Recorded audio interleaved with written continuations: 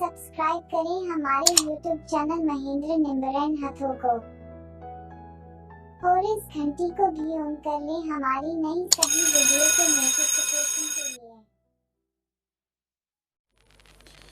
मालिके साजनवाजे प्यारे सत्संग जियो, कलयुग के समय में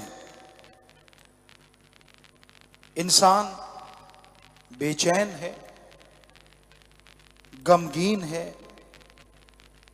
परेशान यानी टेंशन में है। फैसला डिसीजन ले नहीं सकता, डबल माइंड रहता है,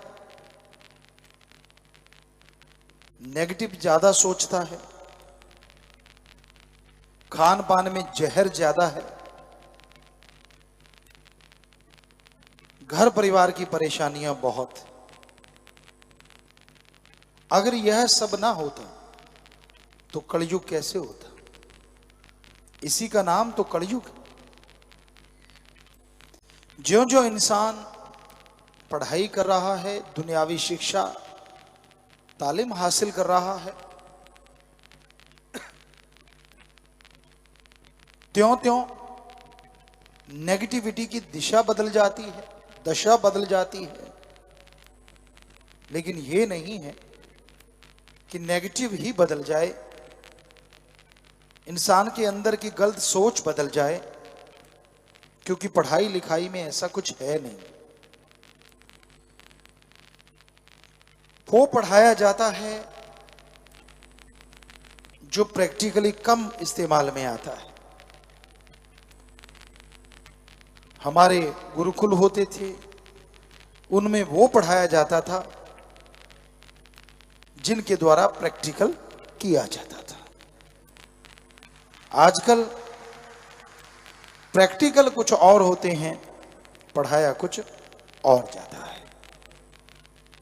दिमाग पे बोझ ज्यादा है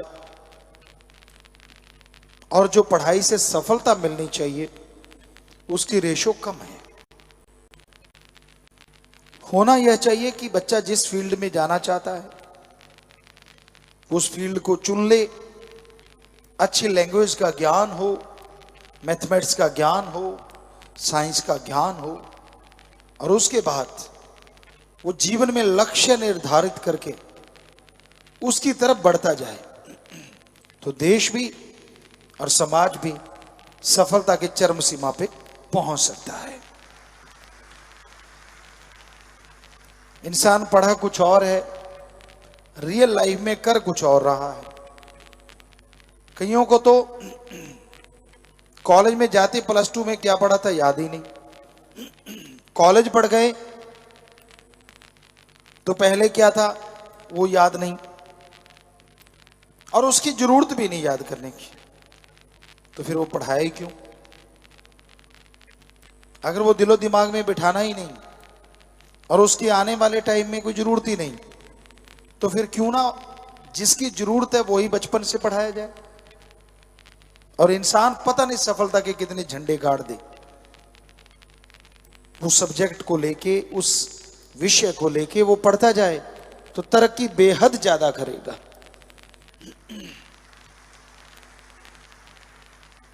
ये होता था हमारे पुरातन काल में, जब हमारी साइंस ऐसी थी, साउंडलेस जहाज होते थे, जब चाहे बरसात करवा लेते थे, एटम परमाणु बेहद घातक यंत्र या शास्त्र, अस्त्र शस्त्र कहें, सब होते थे, लेकिन उनको रोकने का भी उनको तरीका आया करता था। कितनी बड़ी साइंस रही होगी, जब चाहे बरसात करवा लो, जब चाहे रोक दो, जब चाहे सर्दी में गर्मी पैदा कर दो और गर्मी में सर्दी पैदा कर दो वातावरण में। क्या कमाल था, साउंडलेस जहाज थे। तो साइंस इसलिए तरक्की करती थी क्योंकि जिसका जो टैलेंट होता था, एक उम्र तक सब सब्जेक्ट पढ़ाए जाते थे ताकि बच्चे में निखार आ जाए, बुद्धि तीक्ष्ण हो जाए, और उसके बाद फिर सब्जेक्ट चुन के उस पे पूरा ध्यान दिया जाता था। और कई बार तो शुरुआत में ऐसा था कि वो सब्जेक्ट शुरू से ही पढ़ाए जाते थे जो पूरी लाइफ में काम आने वाले हैं, और साथ में दूसरा ज्ञान करवा दिया जाता था। तो हम नहीं कहते कि आज की पढ़ाई गलत है, लेकिन पहले हमारे देश की, हमारी संस्कृति की जो पढ़ाई थी वो आज से बहुत ज्यादा आगे थी और बहुत ज्यादा साइंस हमारी बड़ी थी, ये हम आपको गारंटी दे सकते हैं। एक ही गुरु राजा भी बनाता था, दुकानदार भी बनाता था, बिजनेसमैन भी बनाता था, मंत्री भी बनते थे, व्यापार भी होता था और लेक्चरार भी होते थे। सब कुछ एक में इतने टैलेंट होते थे, तभी उसके शिष्यों में भी अनेक टैलेंट होते थे। अब एक एक ही सब्जेक्ट को बोझ समझ के पार कर रहा है, तो बच्चे भी तो बोझ समझ के ही पार करेंगे ना। तो आज के दौर में पढ़ाई का ये दूसरा असली पढ़ाई से हम दूर होते जा रहे हैं। हमारे धर्मों में पवित्र वेदों का पाठ कराया जाता था ताकि इंसान इंसान जरूर बने, शैतान ना बन जाए। इंसानियत में गुण क्या होते हैं, दूसरों का भला कैसे करना है, हमारी सभ्यता क्या है, बोलने का अंदाज क्या है, व्यवहार कैसा होना चाहिए, सत्कार करना करवाना कैसे चाहिए, ये हमारी सभ्यता में सिखाया जाता था।